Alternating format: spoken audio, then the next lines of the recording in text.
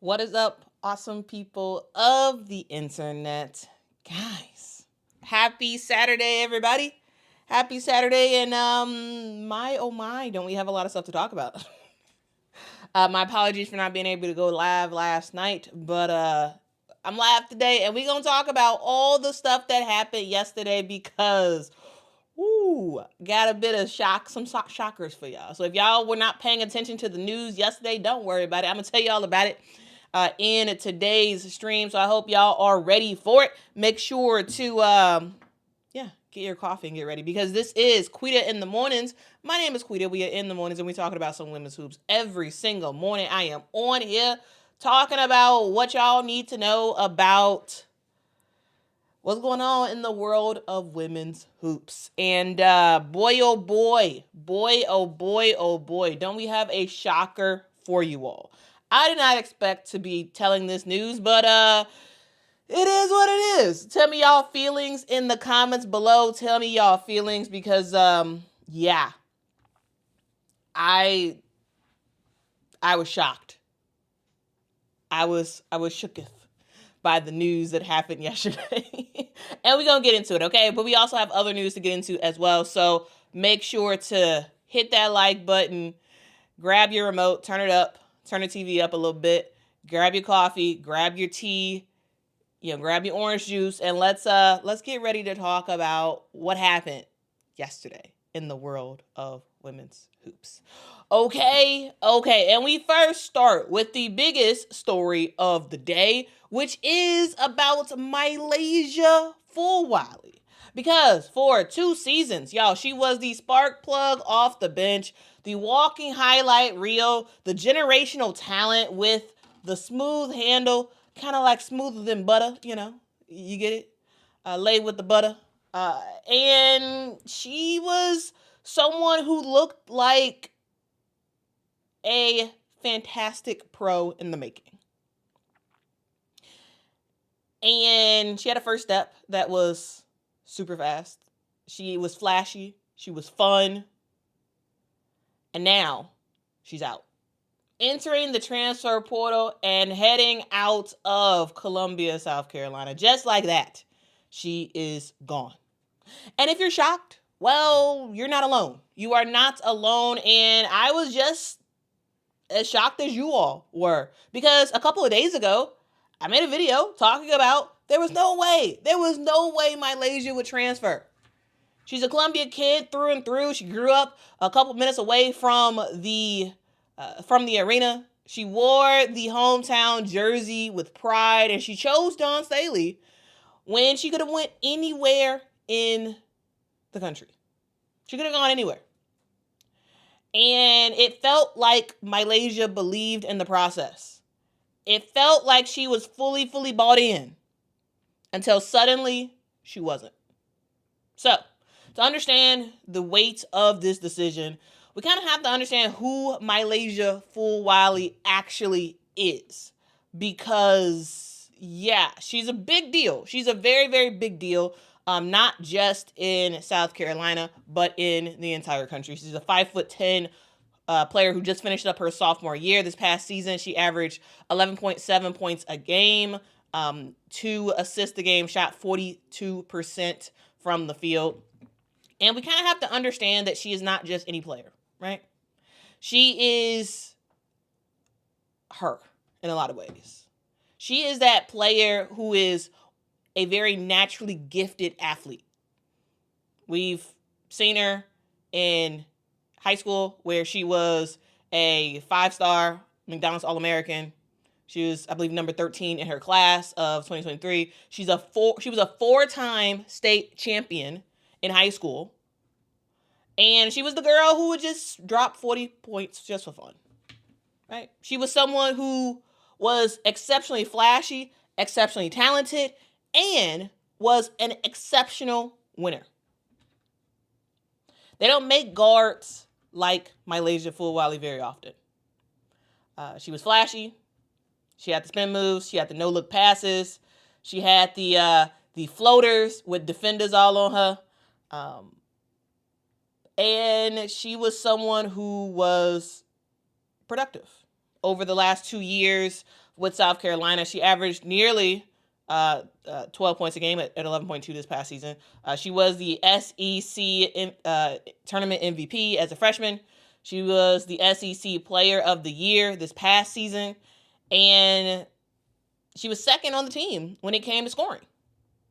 All of this as a bench player.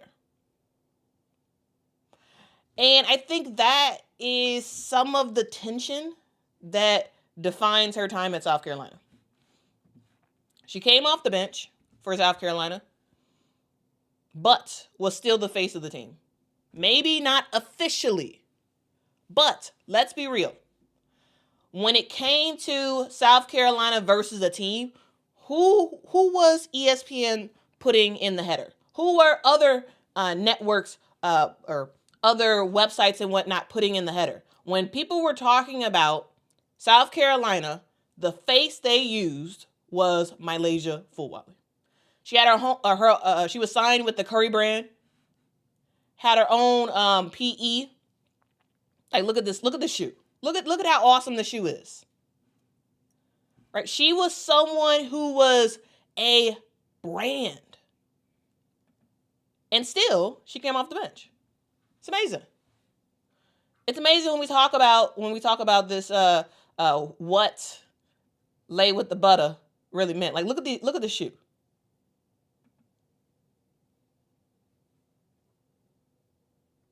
And she got this coming off the bench for South Carolina. In a lot of ways, she was the face of the team. Right? She was. She was someone who had a lot of endorsements. She had Steph Curry walking into Chase Center with her t-shirt on, right? In an era of NIL and personal branding where it matters, Malaysia Fulwiley had star power in spades.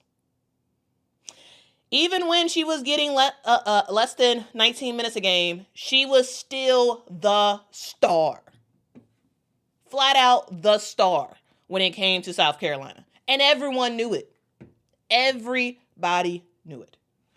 Dawn Staley knew it. She called Malaysia a dynamic player, a generational talent. She said that she was learning to play lean, right? Trying to draw down the razzle dazzle a little bit, and just fit within the structure of what South Carolina basketball is like. And guys, Malaysia tried. She tried to get. She bought into what Dawn was looking to do. She played defense. She shared the ball. She sacrificed her game. Not all the time, but like overall, she tried. Right? But there were cracks. There were moments where it felt like the leash was a little bit too short. Like when she only played a couple minutes in that UCLA game in November, or when she barely saw the court in the Sweet 16, despite being the reason why South Carolina ended up pulling away from Maryland. Those moments kind of tell a story. Yes, Malaysia was essential to South Carolina being successful. However, she wasn't fully trusted. Not yet, at least. Not yet, at least. Here's what Dawn Staley ended up saying a little while ago about her overall belief in Malaysia Fulwiley.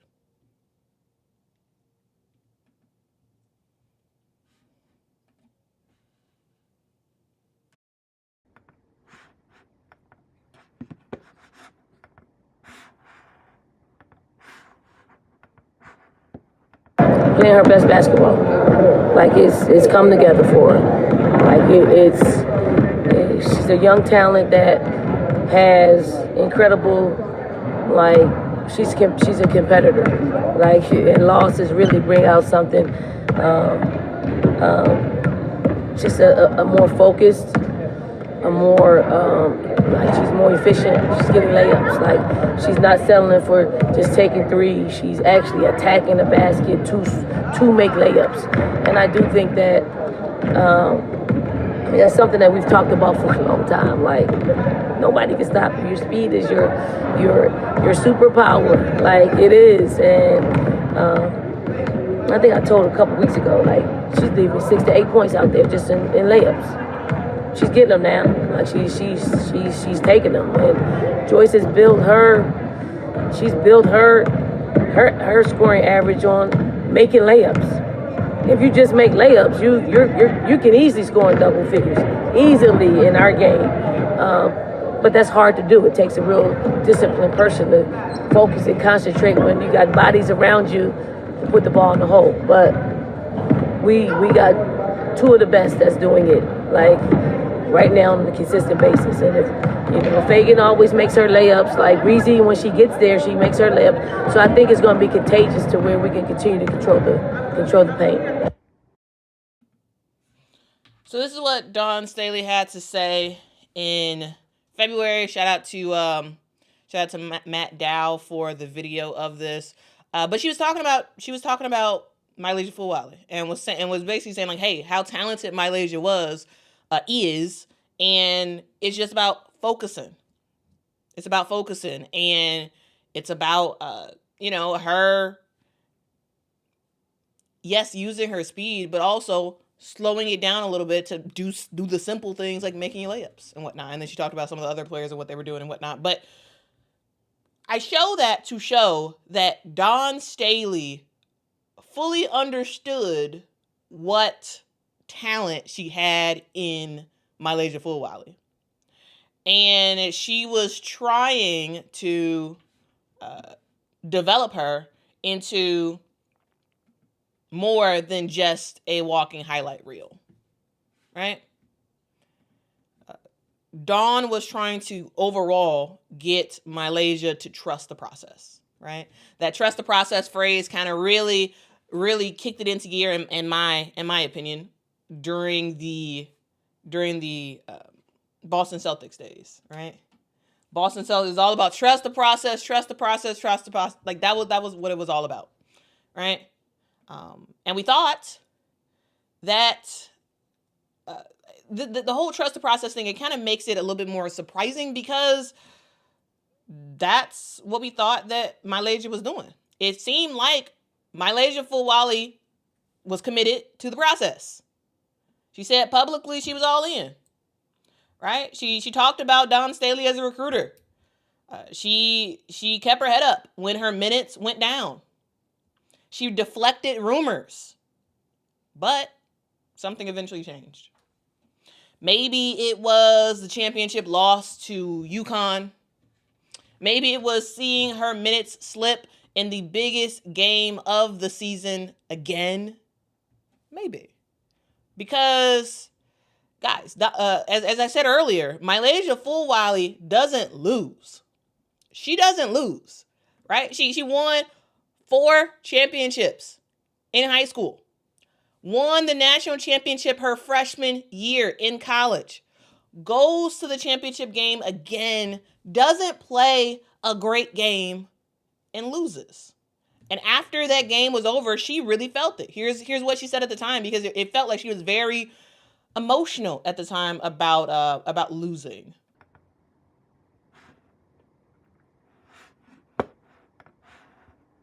Leadership, the friendliness is this class for you? It's really big.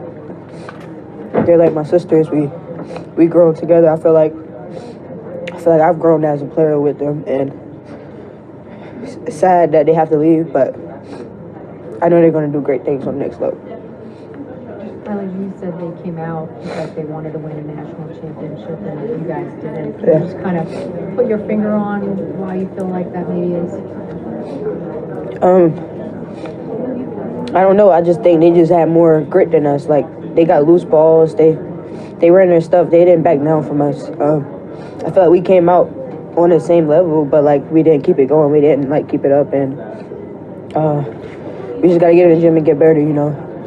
It was a time where we were stopping them on defense, but we couldn't score. So it was like, it was kind of pointless. So we just got to get back in the gym and get better individually, because these teams are going to come for us. And UConn is going to be like our rivalry for the next few years, they're young just like we're young, so we got to get better. Are they just a bad matchup for y'all? And is that something that y'all can look to during the summer to try to figure out, okay, we need to do this a little bit better because we're probably going to face them again?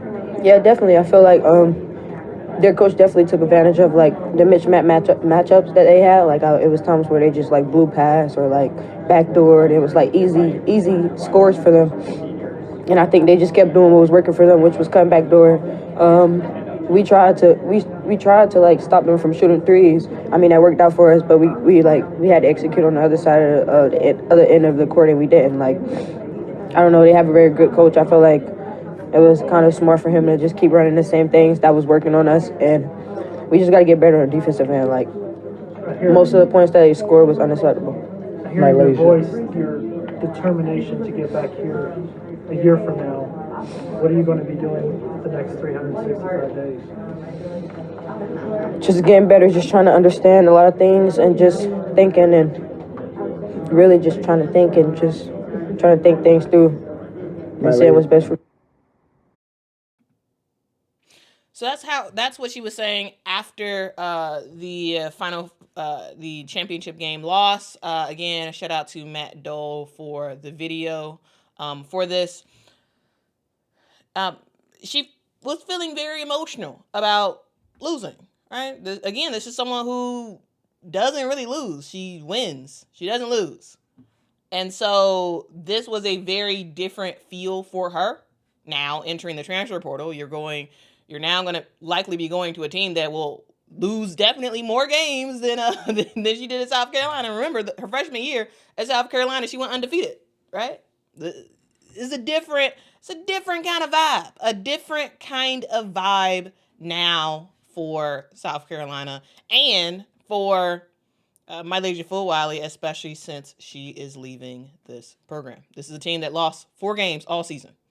In Malaysia's college career, she's only lost 4 games. Remember, last year or 2 seasons ago, she was undefeated. This past season, she lost 4 games in total. It's pretty much a guarantee that wherever she goes, next year, she's going to lose way more than 4 games. Because it's just the nature of how things go. Now, let's see what y'all have to say. JJ, thank you so much for the super chat. Says, when Lay is on, it's poetry. When she is off, she's a turnover machine. She has to improve her game significantly to be truly successful in the W. Yeah. Yeah. I think you're right. I think you're right.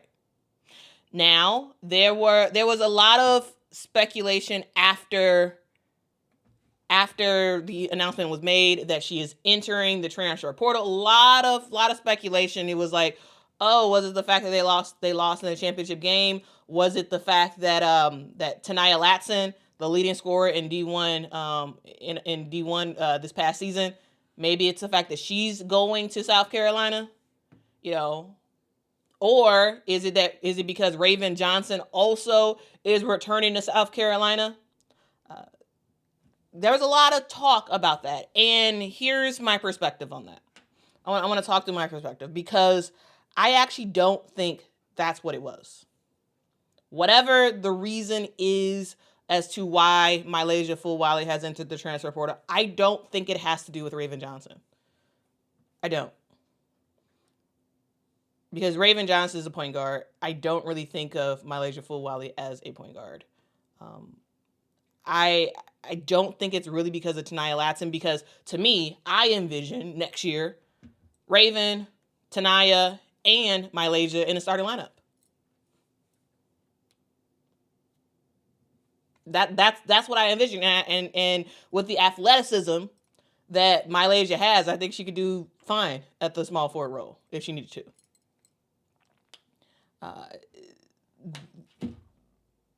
So like that's my thoughts there. I think actually let me just continue on it, and we'll kind of walk through kind of like the overall thoughts on that front. I think ultimately the noise might have gotten to Malaysia Fulwiley. because the fans who was screaming her name, Malaysia, you're so fantastic, yada, yada, yada. Malaysia is a walking bucket, walking highlight reel, all that stuff. Lay with the butter is doing it again, all that stuff. We're now shouting, she should leave the team. She should be starting. Ain't no way. Ain't no way she coming off the bench and she is doing what she is doing on the court. No way. Dawn Staley is the problem. Give Malaysia her own team. She needs to leave and yada, yada, yada. I think all of that stuff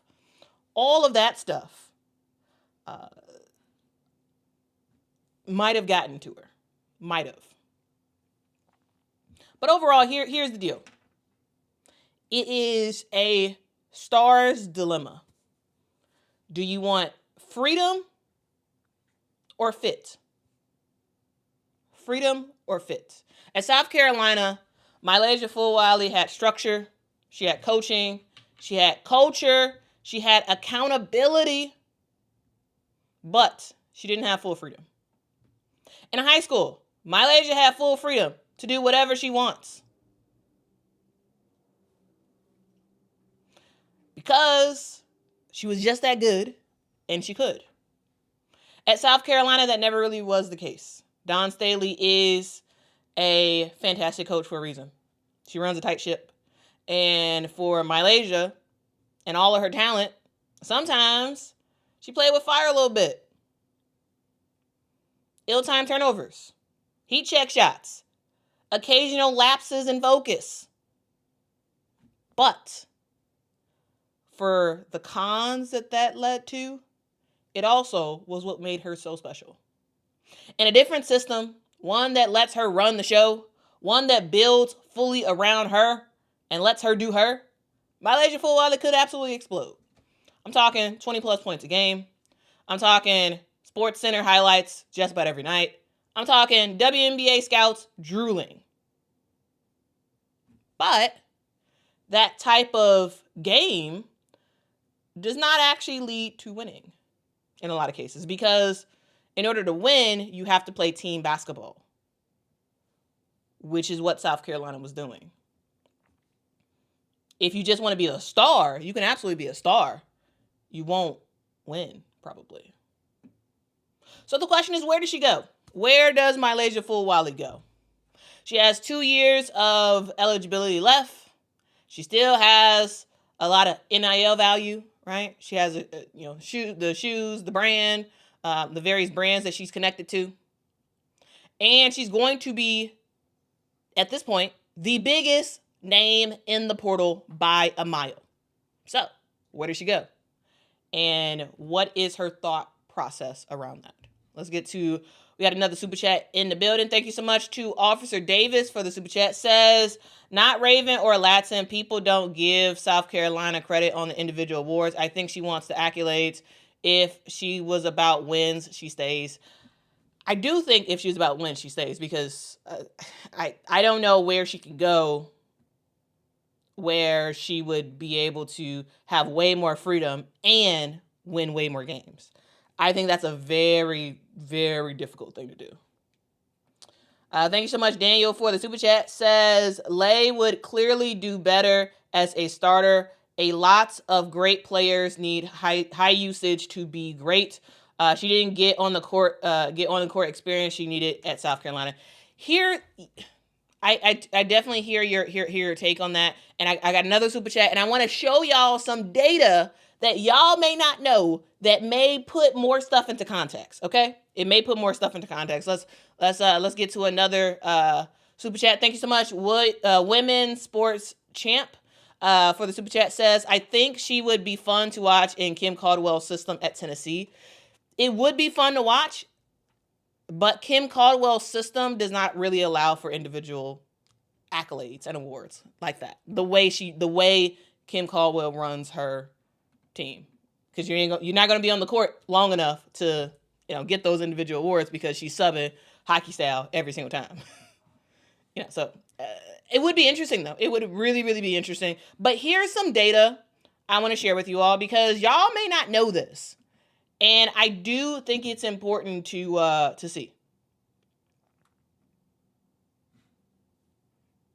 Oh wait, no, that's not it. Hold on.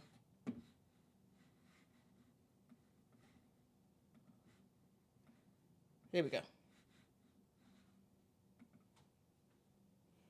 All right, here's a very important thing to look at.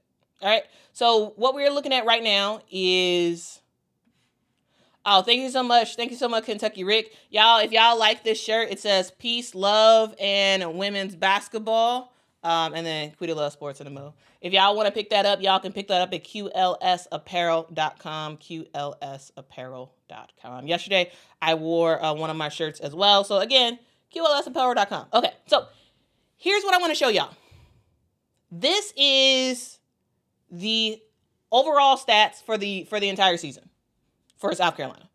And there's a huge narrative, and I talk about it sometimes too, in terms of Malaysia Fulwiley not fully getting a full leash to kind of do whatever, like to really, really shine and do what and do all that stuff.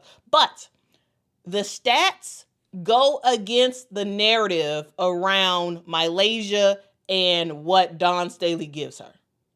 Because if we look at the stats, all right, and we just sort of see how everything fluctuates. So in terms of average minutes, yeah, she averaged around like 18 minutes a game.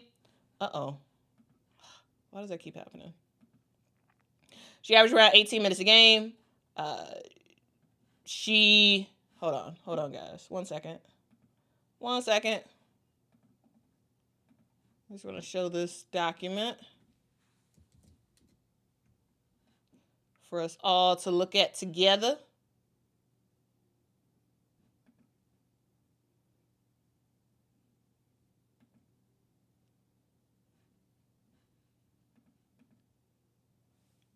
All right, one second.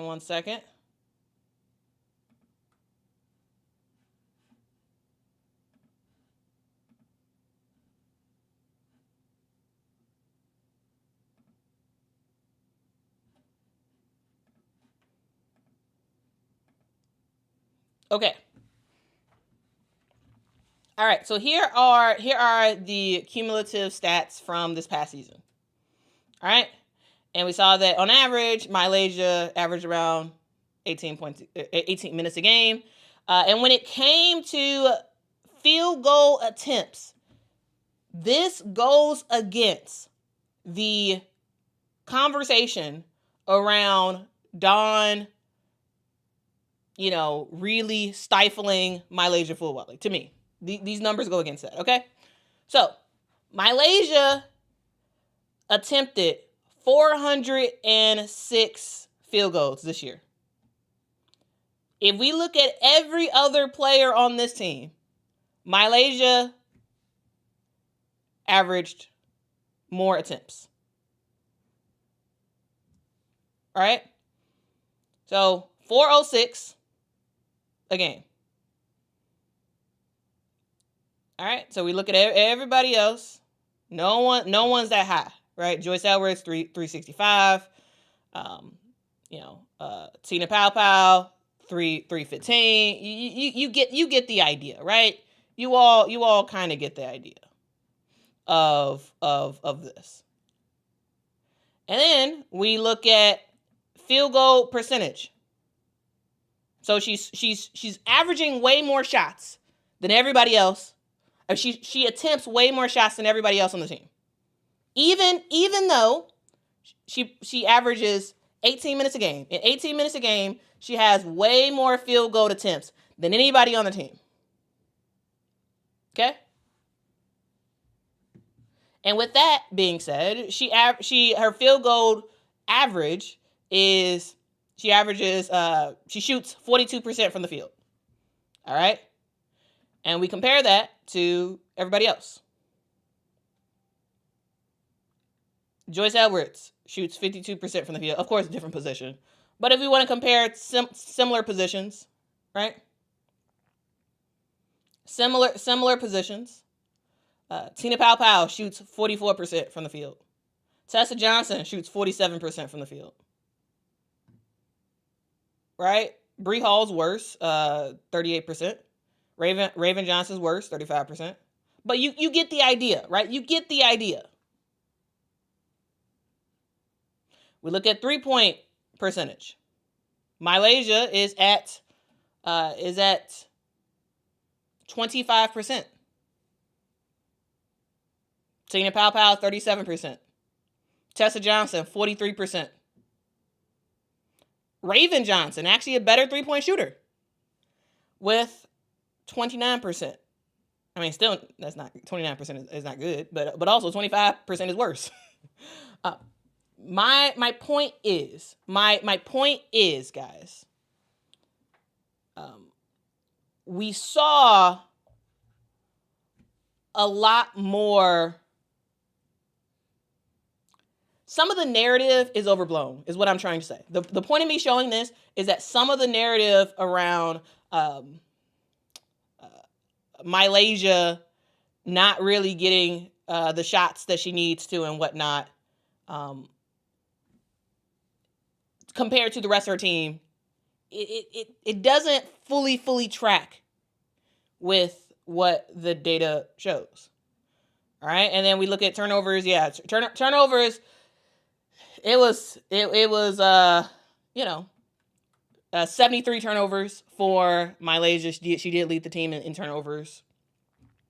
But she also led the team in steals, right? She's also pretty high on the blocks as well. So the purpose of this. Yeah, this is the turnover column. Right? She leads the team in turnovers. The purpose of me showing this is that Malaysia Fulwiley is a walking highlight reel. She is someone who is extremely special. Extremely talented player who, yes, could average 20 plus points a game. Her ceiling is insane. It's very high up there. Very high. And it felt like Dawn was giving her a lot of opportunities. And then when it got too much, she would pull it back and send Malaysia to the bench. Because this was a trust the process type of deal. We know you're exceptionally talented. We know you can do anything you want. But there is a structure and there is a way that we want you to go about doing this. And even with Malaysia being held back to a certain extent, she still averaged more field goals than everybody on the team at 18 minutes a game. So this is one of those things where truly my perspective, which I've said before, but my perspective is that Malaysia should not have transferred. My perspective. Because I think she needed a little bit more of that structure that Dawn Staley was giving her. Now, Malaysia is fantastic. Malaysia can do whatever she wants. Malaysia will be a star wherever she goes. 100%. 100%. But I just want to share this with y'all just to give y'all a little bit more extra context, because I don't know if anybody has shown people this while they're talking. So you can say you can talk about the minutes that she averages, right? You can talk about that. But then when you look at the actual details of it, it tells a different story, right? It tells a different story. Yes, she was second in the team. She was second in the team when it came to points per game with 11.7 points a game, right? Behind only Joyce Edwards, which is amazing that two of your bench players are leading the team in scoring, which is that's kind of crazy. That is kind of crazy. That is kind of crazy.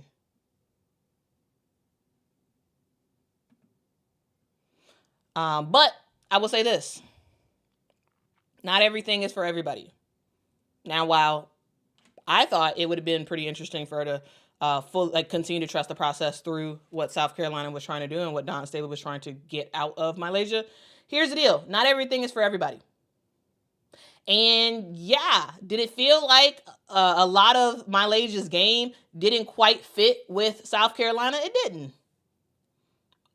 It didn't. And partially you could tell that by just even just looking at the field goal percentage and attempts. There was a lot of quick shot taking that Malaysia did that didn't quite fit with South Carolina, especially this season, because they didn't have that sort of like big woman like a Camila Cardoso that can bail them out of some of the not so smart decisions that the guards will make. And so this year, some of what Malaysia did hurt the team more than it would have last year because they didn't have anybody. Well, they did, but no one like a Camila who could literally just kind of save the day for the team. And so that's something to know. That's something to note. Women's sports champ, thank you so much for the super chat, says, I think she would be fun to watch in Kim Caldwell's system at Tennessee. She would be fun to watch. She would be. Does she go there? I don't know. I think that's a different thing. Does she go there? But I think she would be really fun to watch in that system. Yeah. NP, thanks so much for the super chat, says, just tuning in. Sorry if it hasn't been said, but I think Fulwiley goes to USC to fill in for Juju. P.S. I love your channel. Well, thank you so much for rocking with the channel. I think that would be pretty interesting. But to be honest with you, the Lindsay Gottlieb's system or non-system at times, I don't know. Like, yes, it would be cool to see Malaysia running everything at USC. However, I think she needs a little bit more structure than what is happening at USC. Officer Davis, thank you so much for the additional super chat, says, we love Lay. We wish her well. Stop that narrative that she's a bad player and Dawn did something wrong. She's in the portal, can rescind. And that is something to note. She can rescind. Players can enter the portal, look around and be like, actually, you know what? I don't want to be here. Can I come back? And I guarantee you, if Malaysia Fulwiley changes her mind, I think that Don would be like, okay, I'll take you back. Okay, that's fine. Now if it's another player who would say, oh, I want to transfer and then change their mind, I don't think Don would go for it. But I think for Malaysia, I think she would. I think she'd be like, okay, all right. Because you can tell the love that Dawn Staley and specifically Khadijah Sessions, one of the assistant coaches, you could tell the love they have for Malaysia. You know that they care about her more than just what she can do on the court. So I do think that if she wanted to come back, I do think they would say, okay, all right. But I don't think they would do it for everybody. I don't think they'd do it for most people. I think they'd do it for her though. But no, I don't think that. Yeah, the narrative about Dawn doing something wrong. I don't think Dawn did anything. I think Malaysia is an exceptional player, and I think she just decided that, hey, my time is done here. Even though it's surprising because she was saying that she was all bought in and whatnot, but hey, yeah, it's interesting. Ryan, thank you so much for the super chat. Says, wait, so Raven and Bree had a lower field goal percentage, playing more minutes and scoring less. Let's go to Raven Johnson had an overall worse field goal percentage than Malaysia, but she did score the 3-ball better. And Bree Hall, was lower overall for the field goal percentage. Here's the deal, though. The way that South Carolina plays, everything starts on defense. And that starts with the starters on the court. So Raven's job and Bree Hall's job is to guard the best player on the other team. That's her job. Seemingly every single game is to guard the best player. Make sure they don't score, right? And for Raven, it seemed like her job is play some really good defense and just sort of lead the team. Neither of their jobs, in my opinion, is to score. If they score, great, but I don't think that's their job. I think their job starts on defense, and that's why Dawn brought in the bench early, because the bench, in a lot of cases, was the scoring muscle for this team. You can tell by the two leading scorers in Malaysia and Joyce Edwards, right?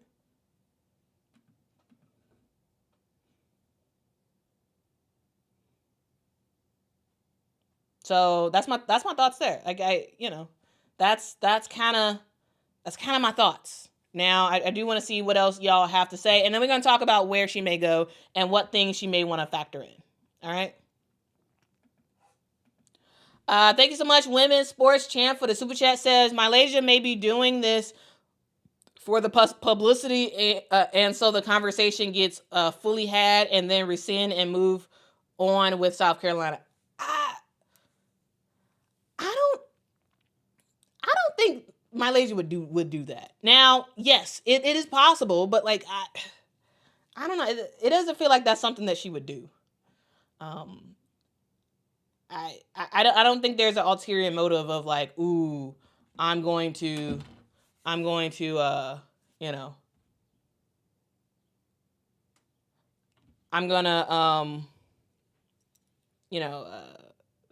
say what I gotta say to get Dawn to start me. Because honestly, I really do think Dawn would have had Malaysia starting next year anyway. It was either going to be Malaysia or Tessa who was going to start next year, alongside Tanaya Latson and Raven Johnson.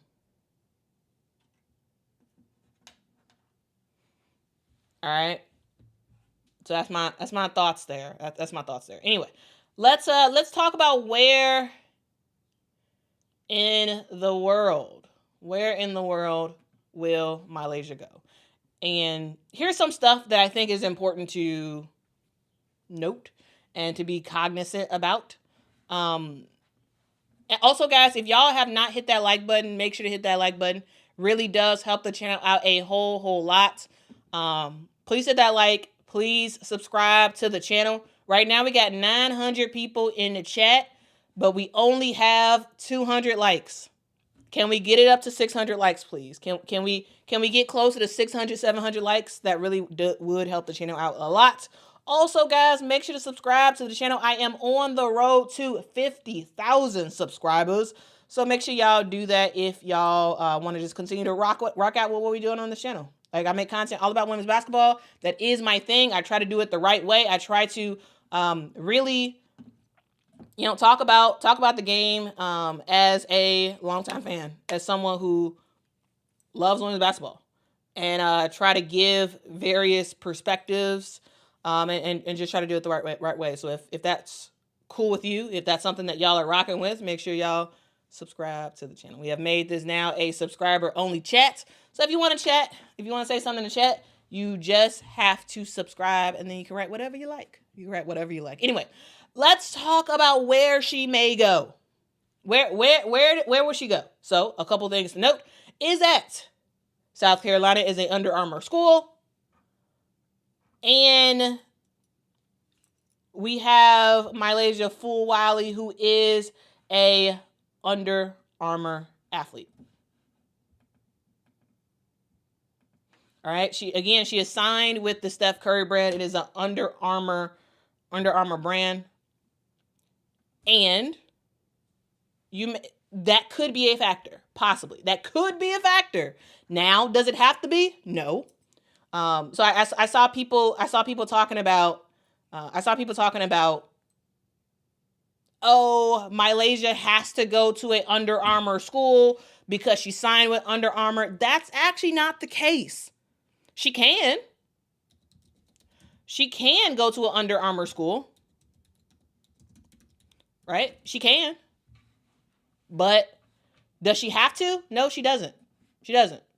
And for those who are wondering, the Under Armour schools are, you can go to Maryland is Under Armour school, Notre Dame.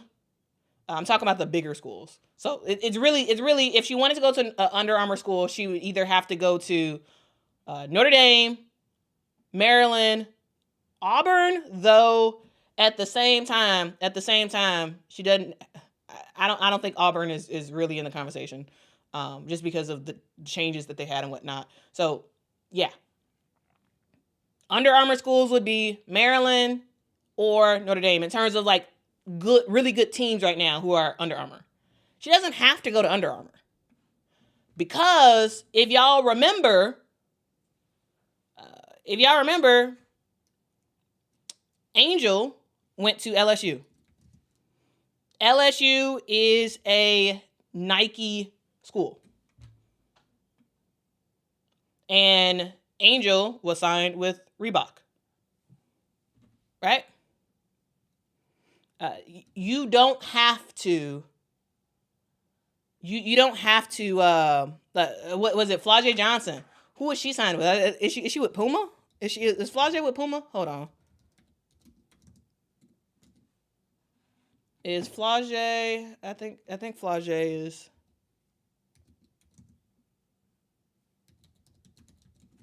Where's Flau'jae? Yeah, Flau'jae is with Puma. And again, LSU is a Nike school. You don't have to. You do not have to. Go. You don't have to go with the brand who you have an NIL deal with. You don't have to. So yes, Malaysia can go to an Under Armour school. She doesn't have to. So like that conversation, and also I guess it depends on the specific what's specifically in her contract. But other players have done it before, and so yeah, other players have done it. We'll ultimately see what happens from here, but yeah, though I wouldn't think that this is a crazy deal if she doesn't go to Under Armour school. So that conversation could happen. So maybe Under Armour doesn't have to be. So if it's Under Armour, it would need to be Notre Dame or Maryland. Notre Dame, I don't think is likely. Now, would it be fun to watch Hannah and Malaysia? Sure. But if Malaysia and Olivia didn't work, I don't understand. And yes, they're two different players. Like Olivia and Malaysia are very different players. But when we look at Hannah's game and Malaysia's game, they're both similar. They are similar athletes, meaning that they are players who primarily drive to the basket. They are players who play very, very loose and free and reckless at times. It's just that Hannah has the full leash to kind of do whatever she wants at Notre Dame, and Malaysia didn't at South Carolina. Now, I don't think Malaysia and Hannah can and should coexist on the same team. They're basically the same athlete. Not fully the same, but like they have a lot of similarities, was what I'm trying to say. They have a whole lot of similarities. It's just that Hannah is better at defense. I don't think that makes any sense. So yeah, it would be fun to watch. I don't think it makes any sense. Maryland would be really interesting, but Brenda Freeze she's an old school coach, and so some of the stuff that Dawn was probably getting on Malaysia about, you could pretty much guarantee that Brenda Freeze will be doing the same thing. And so it's a question mark of, okay, well, how does her role really change? Then you can say, oh, Malaysia wants to go somewhere where she will win. Okay. If her full goal is to win, if that's the goal, win a championship, well, in a lot of ways, you should have just stayed at South Carolina. If that was your goal. If your goal was to win, you would do South Carolina or UConn. UConn, she won't be able to do whatever she wants to do at UConn. So do you want to go where you can be a star? Well, you can pick your gamut. You can pick, you have the pick of the litter when it comes to where you can be a star. Because a lot of these teams will allow you to be a star. Now, here's a different category I have of teams that allow Malaysia to be a lot more freer with the structure and the team around it that could possibly make some noise. And those teams include Ole Miss. Those teams include those teams include possibly a TCU. Those teams include well, honestly, going back to South Carolina as an option. Also, possibly UCLA.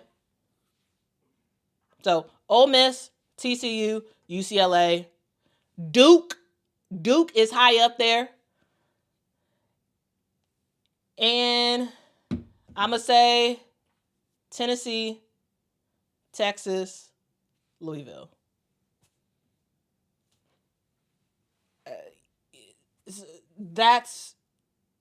I think those schools and those coaches can allow her to be more free, not fully free to do whatever she wants, but more free to be her normal self with a seatbelt,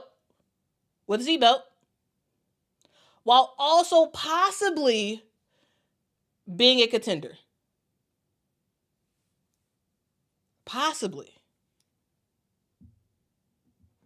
Now, a couple things to note is that Ole Miss, Duke, huge defensive teams. That's what they do. Defense, right?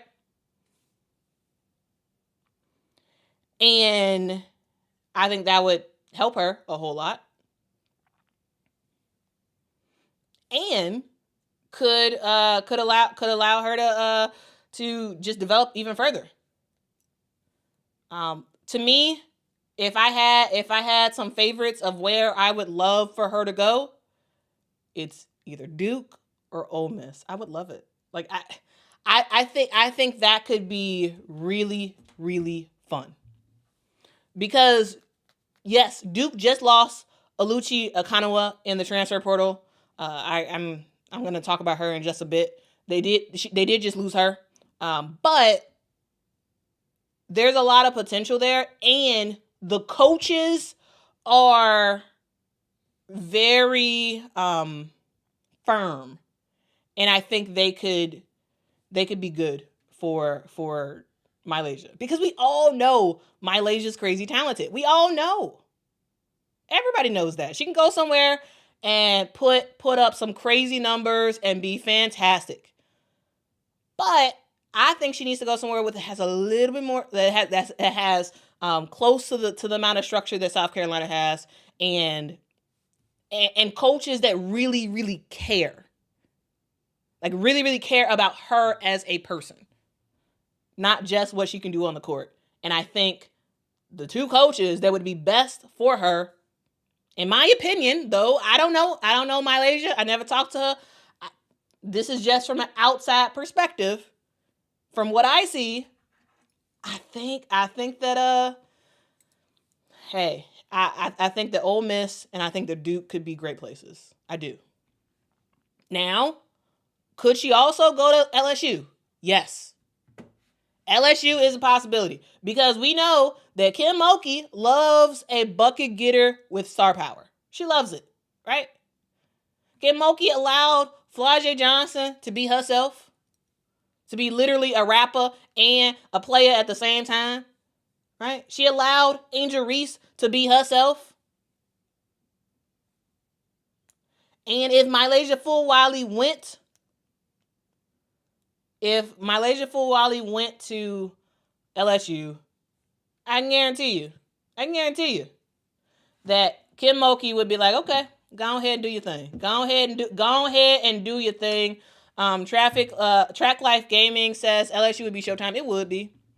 It would be. I think Kim Mulkey would allow Malaysia the freedom to do whatever. Right? I think she has the freedom. Now, how exactly that would work, we'll see. In terms of winning, LSU would be very, very fun to watch with Michaela Williams, Malaysia Fulwiley, and Flau'jae Johnson. I think that would be very, very fun to watch. And LSU got the money for it in terms of NIL. So if NIL is a deal, hey, they got the money for it. It's just that I don't think LSU would win with that combination. I don't think they would win. I think they would be very, very fun, but I don't think they would win. I don't.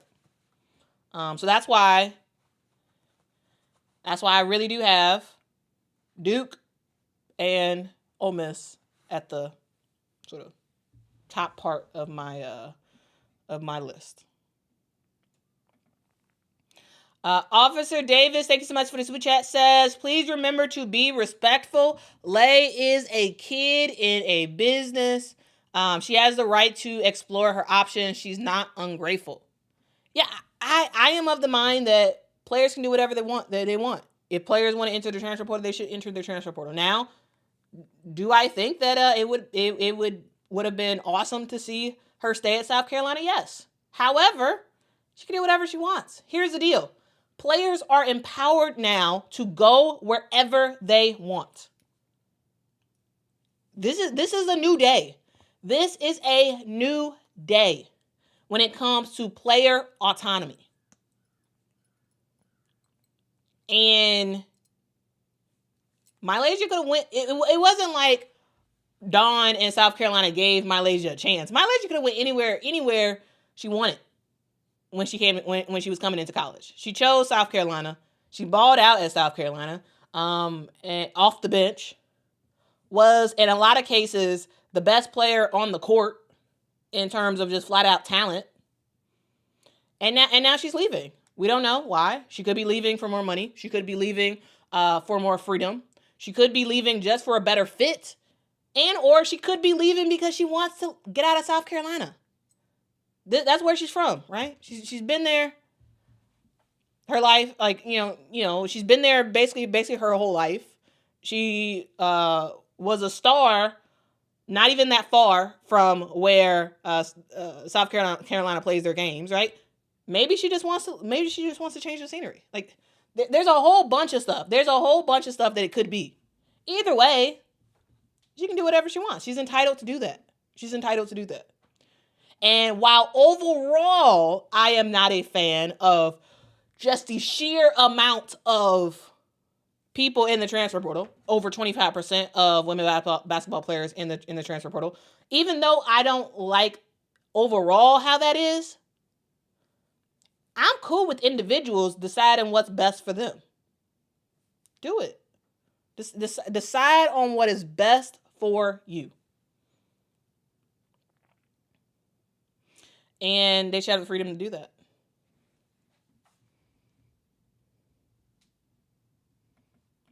NC State could be pretty cool. It could be pretty interesting to see her play at NC State. That could be really, really interesting. Really, really interesting.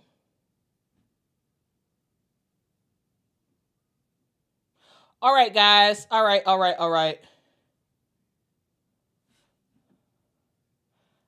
So yeah, there's lots of options. There's lots of options where Malaysia could end up going, but who knows? Maybe she shocks everyone again and stays home. The portal, just because someone enters the portal does not mean they are necessarily gone. Not yet, at least. Players can pull out of the portal, but I don't actually think that would happen. Because this time, this doesn't feel like an instance where she would come back. If she wanted to, I'm sure South Carolina will welcome her back, but I don't think that is what she will end up doing. Now, Guys, next story I want to talk about because it is somewhat related. And it is about Aluchia Agoa entering the transfer portal. This is a massive, massive blow for Duke. And it gives a massive opportunity for someone else to slide on in there. Because Aluchia Agoa, when we talk about her this past season, you got hustle, you got heart, you got a huge engine for Duke. She spent 2 seasons coming off the bench, and she was making herself a very essential player. And in a somewhat similar way, Aluchia Agoa was someone who was trusting the process, right? She was trusting the process, and she was seeing a lot of success. She was seeing a lot of success at Duke, and I enjoyed watching her play. But all things have to come to an end at times. And her time at Durham is over. It is absolutely over. And guys, this is a huge loss for Duke. Absolutely a huge loss for Duke because Aluchia may not have started a game. She hadn't started a game for Duke. But when it came to her impact, when it came to her involvement on this team, it was gigantic. This was someone who 5'10" sophomore, similar to Malaysia Fulwiley. She averaged 10.1 points a game, 5.3 assists a game, or 5.3 rebounds a game, shot 47% from the field. She was also someone who came off the bench for Duke. And, she was on the top half of scoring. She was third in scoring for Duke. And she was just that spark that would come on the court and just ball, right? She was someone who was the 6th player of the year, right? She was the ACC tournament MVP. She was a lockdown defender who made scorers kind of dread to see her checking in the game. And she was never in the starting lineup. She didn't need to be in the starting lineup to steal the show for Duke.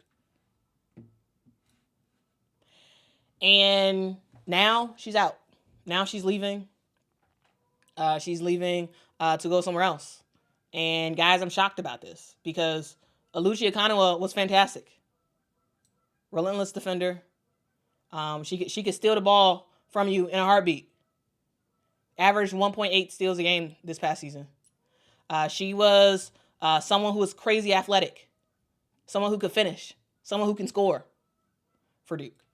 And she made an immediate impact when she was a freshman. And this year, she was not stopping from there. Her energy from her freshman to her sophomore year just leveled up. And in the ACC tournament, she exploded. She was fantastic. She owned the postseason for Duke. She averaged 16.3 points a game over the 3 games to win the tourney. She was shooting 75% from the 3 in the tournament, the ACC tournament. She was someone who had a massive 22 points, 10 rebound game against NC State in the championship, which got her the MVP nod. In a lot of ways, Aluchia Agoa was the most valuable player for Duke. Not all season, but at key moments, she was the most valuable player. And she wasn't even a starter.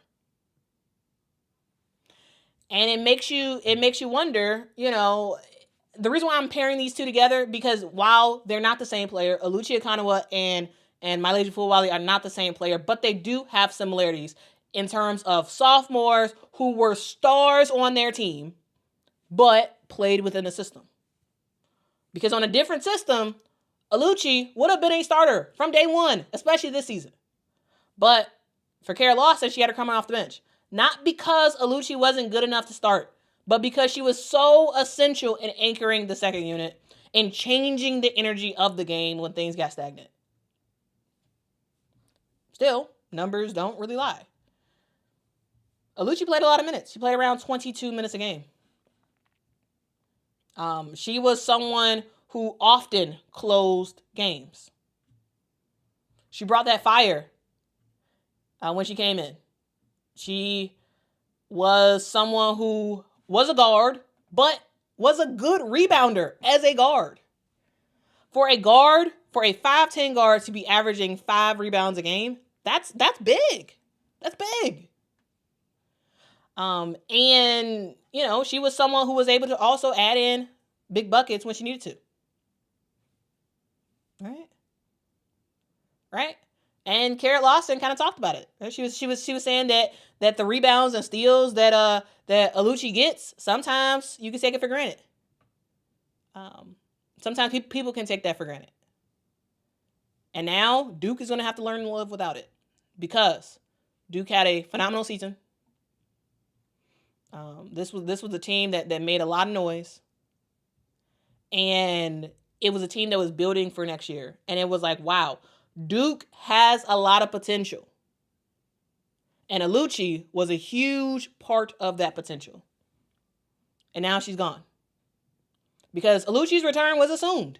There was no whispers that I heard of, no drama, no signs that this was coming. But sometimes that's how the portal works.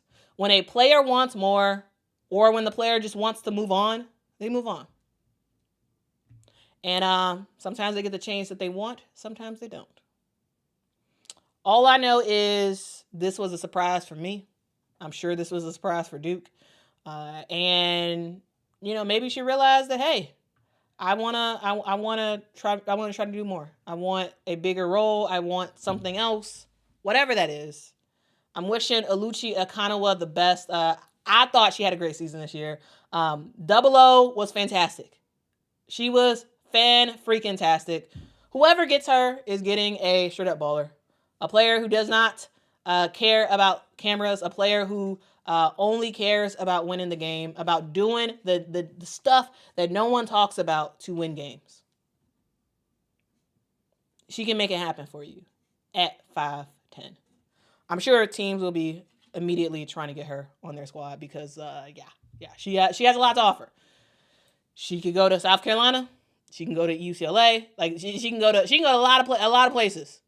A lot of places. Because Aluchia Agoa fits anywhere. Because she is someone who plays defense, someone who can score, and someone who plays hard just about every single day. So there's likely a starting role in her future, and we'll kind of see where she goes from here. This is a huge loss for Duke, and I just want to talk about it real quick. So yeah, that's the news about Aluchia Agoa. She is leaving. She's no longer going to be a spark off of the bench for Duke. She will be a fire on the court wherever she ends up. All right, guys, that's the story. That's the story. What do y'all think? Let me know in the comments below. Let me know. Make sure to hit that like button as well. Guys, this has been a huge day. Huge day for women's basketball, or yesterday really was. But I want to talk about it today. So I hope y'all are overall interested in these deep dives. Every day we do a different topic. So make sure to join me tomorrow, because tomorrow is going to likely focus heavily on the WNBA draft. I have some interesting stats and stuff to share with you all about the WNBA draft and the history of the WNBA draft, as well as where are certain players now. That's the thing. 3 rounds every single year. Players get excited. They walk across the stage, and some of them never actually make it on a regular season court for the WNBA. We're going to talk about that tomorrow. Okay, guys, thank y'all so much for rocking with me. Make sure to hit that like button, hit that subscribe button. I make content all about women's basketball. So if that's interesting to y'all, make sure to hit me up. Guys, appreciate y'all. I love y'all. Y'all have a great Saturday. What a great day to be alive, guys. What a great day to be alive. Go, be kind to someone, be respectful. Make some stuff happen.